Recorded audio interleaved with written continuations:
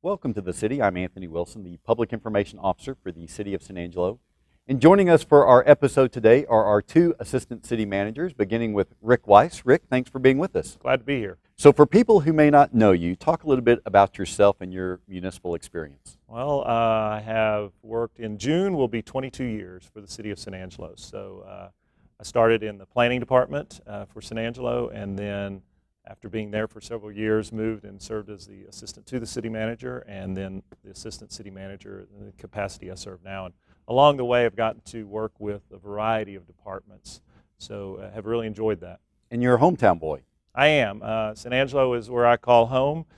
We've moved back here because I don't think there's any place better in the world to live. So this is where my wife and I both wanted to live, so we moved back home. So what motivated you to enter a career in municipal government? You know, we talked about this a little earlier, and I'm not sure anyone ever prepares for that totally. They can't teach you that in college. But, you know, it's just something that a lot of the people I work with and myself feel very motivated to give back to the community, and this is a way to do that. But it also allows you to work with people that you enjoy, people that are your family and friends, and there's no better place to do that than working for the City of San Angelo. So I've been very blessed to be able to have that honor. Now, each of the members of the city manager's office has a certain number of departments that report to them. Talk a little bit about the departments that report to you. Yeah, and as I said before, we change those up sometimes. So while I've had various things in the past from fire and those kind of things, currently I'm working with the Parks and Recreation departments, the Health Department, the planning and development area, and construction management. Now, you've been involved in two very big high-profile projects here pretty recently with the city. One of those is the Concho River improvements. The other is the current renovation of City Auditorium. And I want to talk a little bit about the river project first. When you step back and you look at what's been done along the Concho River, what do you see and what do you think about that? You know, growing up here, I had the, I guess, the privilege of being able to see what happened on the river in the 80s. I was still in high school. And I remember at that time thinking, this is a really cool project. This is really neat. And maybe you asked a while ago why I was motivated. I thought at the time, that's something I'd like to be a part of. And so I got to do that on the second round and be involved with it. And so, you know, a vision was set, and I think that we've moved forward. And when we walk out there now, it's wow, you know, this is great. I mean, there's so many things that are happening beside the bank stabilization and dredging, things that you don't see. There's activity going on now and all those things, but there's so much more to do. When I look at it, I say, okay, we can't stop here. We've got to keep going. So, I mean, the next challenge will be to plan those next parts and don't stop. Just because we've reached this level, let's keep going. That may be in increments because a lot of times we can't afford to do everything at once. But that doesn't mean that we stop. We keep going and moving forward. And I want to talk a little bit about that in a second. But first, so what's been accomplished there? How does it measure up to what the initial vision of the river project was? You know, it actually grew from what the initial vision was. Initially, we were hoping to stabilize the banks and those kind of things and do a little dredging for water quality and also look at, you know, the lighting or whatever, but we took it to the next level, and that was largely due to the fact that we have such a great staff to work with and partners within the community. And so we were able to leverage more dollars. So we moved that along. You'll see the most recent things that are going up. You know, the Bosque went in, and now you see the putt-putt course that opened with that. You'll see a dock going up where the paddle boats can go. So now that we have the infrastructure there, we're really starting to focus on the activity. How do you get that activity down there?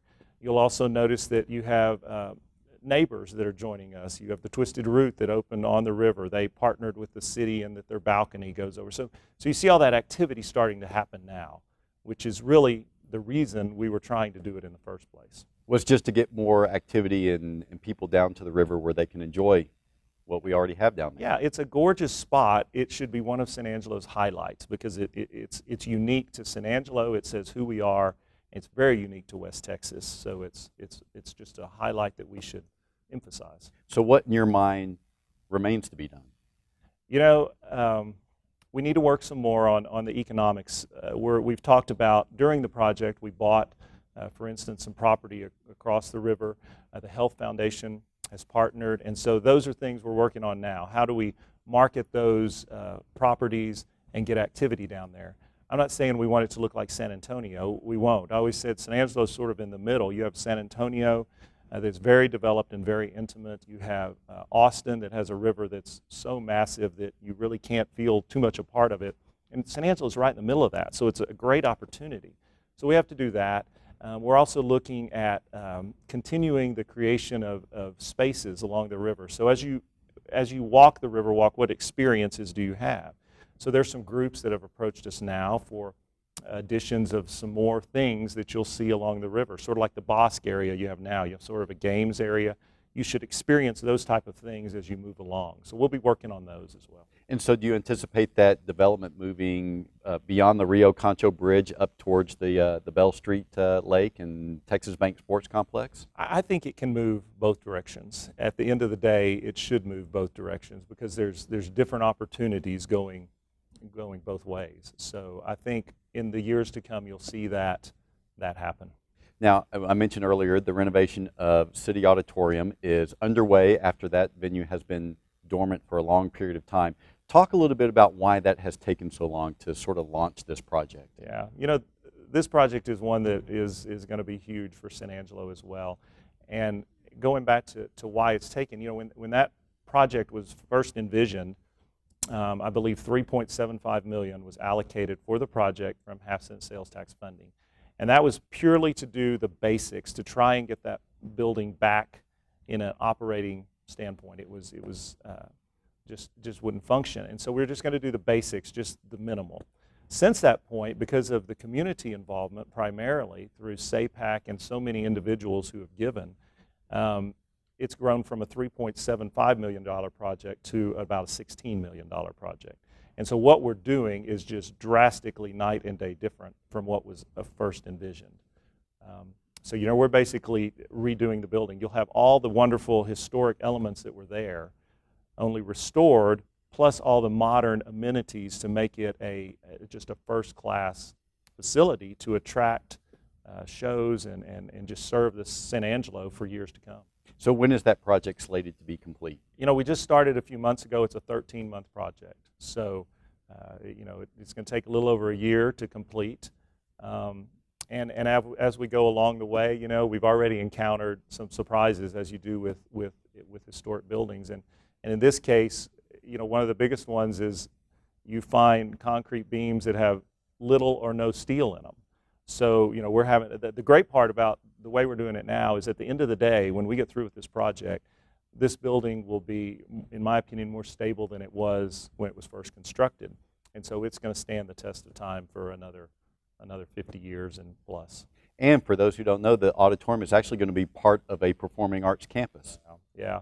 The SAPAC is building in the old Coke building catty corner to us, so you'll have a plaza that actually connects the two, and they just complement each other. So, you know, in the renovated auditorium, you know, we've taken out all the flooring, the concrete because it was failing, you know, all of those things, but the balcony as well. Before, the balcony really wasn't, you had a lot of seating up there, but you never used it because it was so tight. Since that'll be re-raked, you're actually, while you're not increasing the number of seats, you really are, because you're increasing the number of usable seats. So coupled with what SAPAC's doing, what the auditorium brings to it, you have a full picture of a performing arts center that would rival any community. So about a year from now, when people walk in there for the first time again, what do you expect the public reaction to be? You know, I think they're going to be amazed. You're going to still have the feel you always had when you walked in there, which was a wow factor.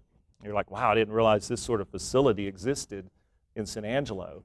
And so you're still going to get that, but when you walk in, you know, when you sit down in your seats, they're going to fold up and fold down. They're going to be soft. You know, we keep all the end pieces, all the historic elements of the seats, but have new seating. So you're going to have new sound, new lighting. So I think it's just going to be escalated. You always had a wow factor, but now you're going to have it in a greater sense. You mentioned earlier that one of the departments you oversee is planning and development services. Talk a little bit about why planning is an important and critical part of maintaining a quality of life in a community.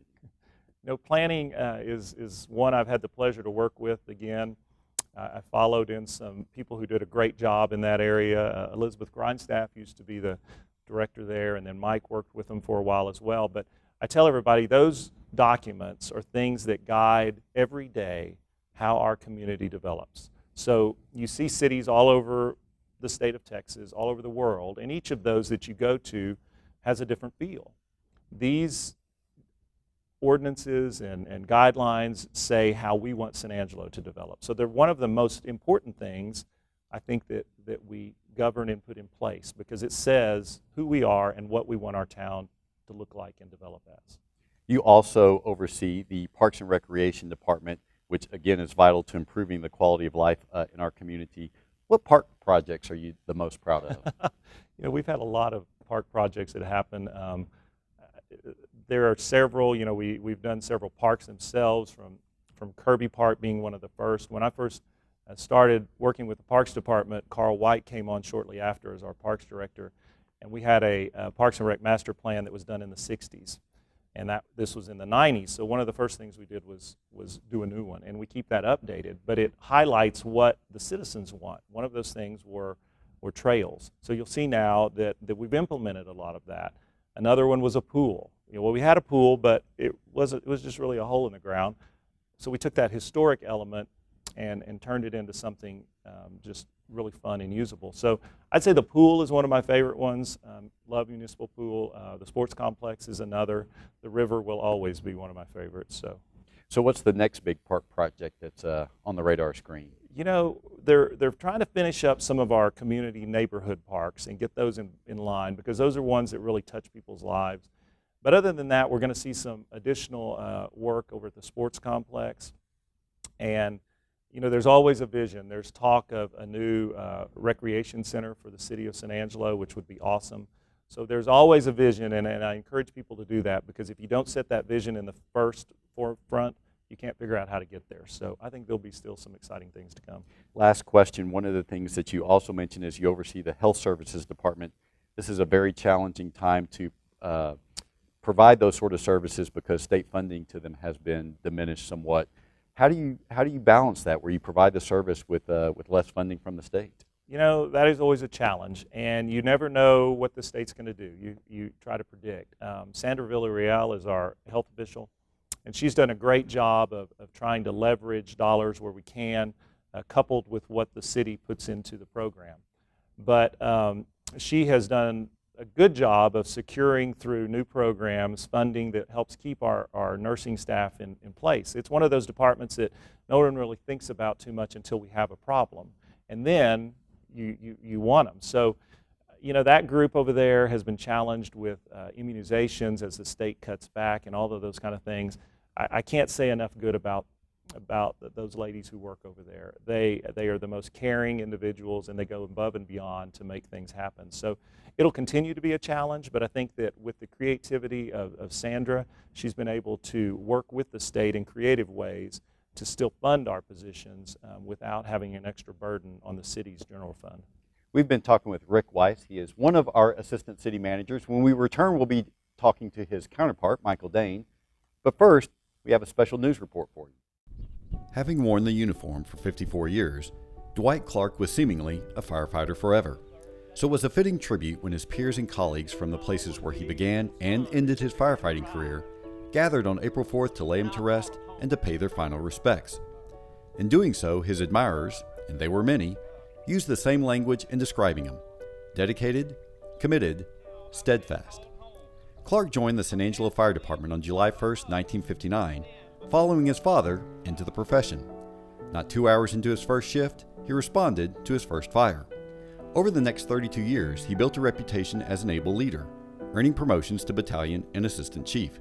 He was also sought internationally as a fire training expert. Fire Chief Brian Dunn, whose career briefly overlapped Clark's, remembered him as relentlessly training his men so they were prepared for every contingency.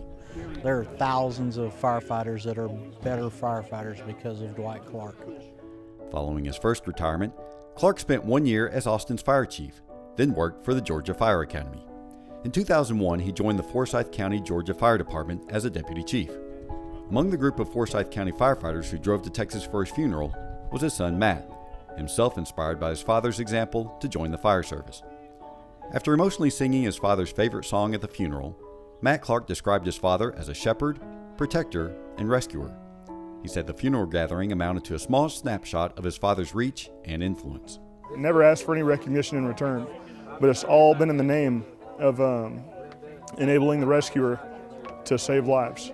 Clark's funeral was marked by symbols of his chosen profession: firefighters in dress uniforms brandishing golden axes, a silver bell rung as a final honor to a departed comrade, and a final resting place in a peaceful section of Lawn Haven Memorial Gardens reserved specifically for firefighters and their families. Jason Shivers, a division chief with the Forsyth County Fire Department, said such displays of respect and support are intrinsic to the brotherhood of the American Fire Service. Now certainly his family at home was the most important to him, but we were right there behind it. So his dedication was unwavering, and for that we'll always be eternally grateful. Dwight Wilson Clark was 79. For SATV, I'm Anthony Wilson. Welcome back. We are now joined by our second assistant city manager, or I should say our other city manager, not that there's a first and a second, but Michael Dane, who is my supervisor. Michael, thanks for being with us. Thanks for having me. So for those who don't know you, talk a little bit about yourself and your municipal experience. Well, I came out of school as an accountant, went to work in a public accounting firm, and pretty soon went to work for the city of Lubbock in their accounting department, and did a little work in accounting and internal audit, and for about 5 years, and came to work at the city of San Angelo as the director of finance in 1998. And so how does being an assistant city manager sort of differ from being the finance director? Well, the difficulty and the luxury of being the finance director is you can focus on the fiscal impact of whatever's happening. The difference at this level is that you desire to get both a positive fiscal impact and a positive operational impact. And you're looking for a much more coordinated approach and result from the departments involved in an issue. So talk a little bit about which of the departments reports directly to you. Finance, which includes accounting, finance, budget, purchasing, real estate, utility billing, information technology, airport, economic development, public information office, facility maintenance, human resources, which includes HR and risk. And because of my accounting and auditing background, I work with the internal auditor on a routine basis. However, the internal auditor reports to the city manager. So you mentioned, obviously, that your background is in finance. How involved are you in these other departments, and how has that impacted your perspective on city government? Well, there is an oversight role, no doubt, to be played, but mostly I'm trying to help them achieve what their department objectives are. And so sometimes that involves negotiating our own red tape. Sometimes it involves helping coordinate communication or expectations with council or management or other stakeholders such as citizens or advisory boards. But mostly I'm trying to help that director achieve what their objectives are. When it comes to our finance department, what's the one thing that you would want citizens to know about the city's budget and or its finances? Well, the challenge we continually face that citizens appear to be surprised about are that we also face inflationary pressures. Just like other people seeing their costs go up at home or in their own businesses, we see that across the organization. It's a continuing challenge to try to fight that inflationary pressure. And when you're dealing with a $100 million plus annual budget, the inflationary pressures turn into real money. Well, you know, one of the things that surprised me when I first came to work for the city is I think some citizens think that the city is just this endless river of money and don't realize that we actually work under some pretty tight financial constraints. Justifiably so. We're spending other people's money. It should be tight, and but the numbers get very large, and so it would be easy to fall into that trap of thinking that there's just a lot of money available. There's really not enough money to cover all the things that we do as well as we'd like to do them. You know, we routinely hear about the police department wanting more officers and needing more officers. We're on the verge, and probably have been for a few years now, for the need for an additional ambulance and crew, maybe more than one. The number of calls continue to go up. We hear from water, for example, that they would like to replace more mains. All of those, very few of our directors, in fact, I don't think I've ever heard a director say, we're getting all we need to do things how we think they need to be done. Parks, for example, when it doesn't rain, the burden to water those parks and keep them at a level that people enjoy is tremendous. It's a tremendous fiscal burden. But, you know, this part of the country is beautiful when it's green, and we'd like to keep it that way, but there is a fiscal restriction associated with being able to water as much as we'd like. The finance department has in recent years won a lot of awards, including the state's top award when it comes to transparency.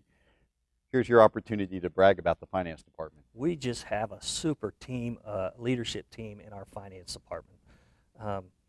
When I became assistant city manager, we filled the finance director position with Tina Carragher, who is a CPA and was working at a local CPA firm. Just a very strong candidate with the right experience to lead that department into the next generation of improvements. We have Morgan Chegwin as our budget manager. Morgan is a ball of fire and really working hard to, you know, you can't please everybody all the time, but that's really what she's trying to do. She's trying to spread that very finite or that limited resource across as many functions as she can and try to get as many people what they need to do their job as she can. And Jaime Guerrero is our chief accountant, and Jaime brings a wealth of experience, just a very talented individual that we are very pleased to have. I believe we have our strongest finance, accounting, budget team that we've had since I've been here, and maybe farther back than that. The sales tax collections have been down this year, and as a result, that's put a lot of pressure on the city budget. What's the forecast for the coming year? Because we're right now in the midst of preparing the fiscal year 17 budget. That's a good question. You know, San Angelo historically has been slow and steady and not very much boom and bust. But this latest round of oil activity affected San Angelo in a very positive way financially. But we are learning the ropes of boom and bust.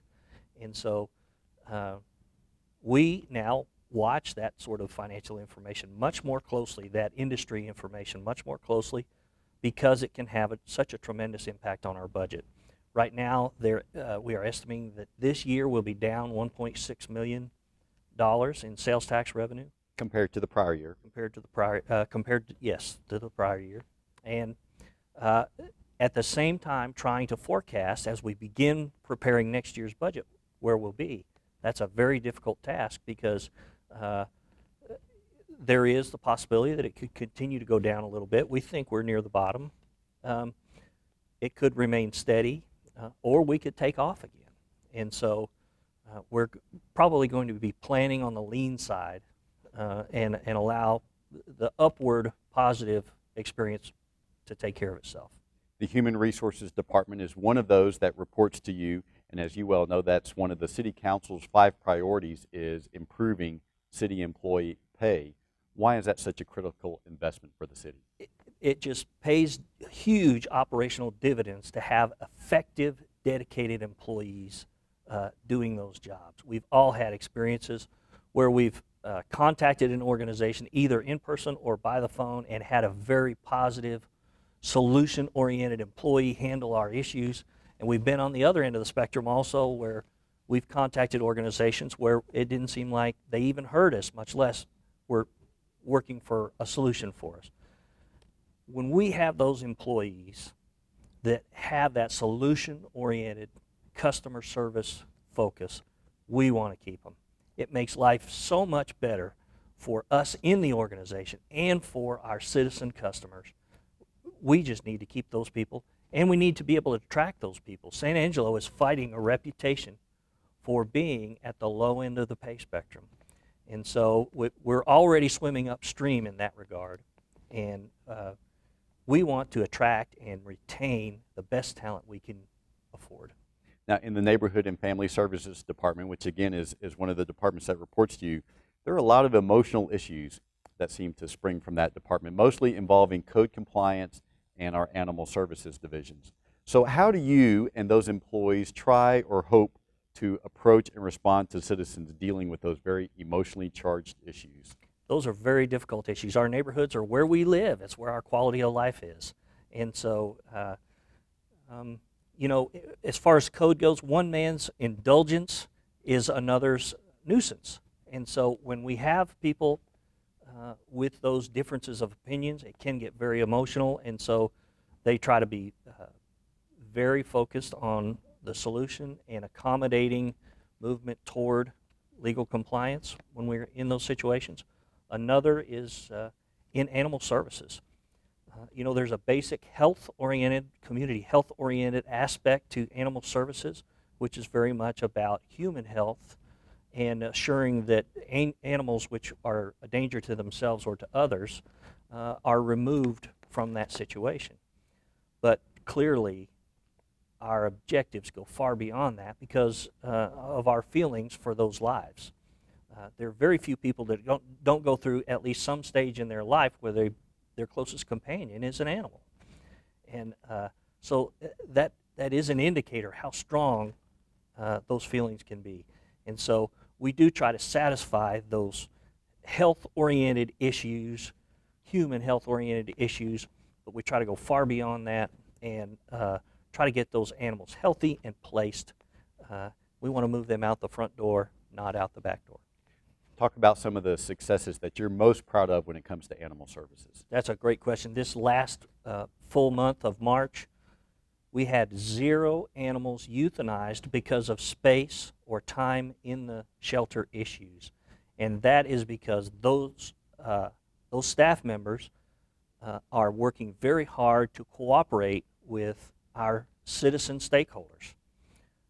That is something that can't be done just by paying tax dollars to staff members to get that done. We've got to have help from the community. And in March, we have routinely had that, especially from PAWS.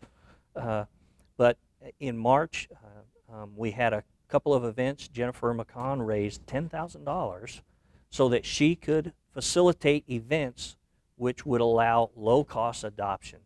And that, combined with other stakeholder support, put us in a situation where we just adopted so many animals that we didn't have space issues.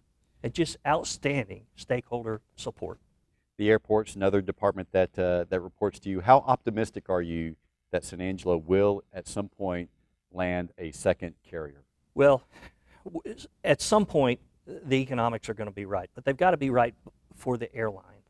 We are in receipt of a grant to support an airline who will help us. We can give away $500,000 of federal money to support an airline who will come in, but we haven't had any takers who have pulled the trigger. We are close, but all of the economics have to be right for an airline to pull the trigger. And so we are hopeful that we would have something to announce. But the clock is ticking on that grant money. And so while we think eventually one day there will be some competition, right now we're still working at it. Now I am one of the people who reports to you as the public information officer, and I know that you've had sort of an evolution of opinion as to the importance of public information, and I just want to give you a chance to talk about that. Well, that finance background brings a jaded eye to any new expenditures, and when we created the department, I thought, my gosh, we're struggling with all these financial issues. Why do we need this?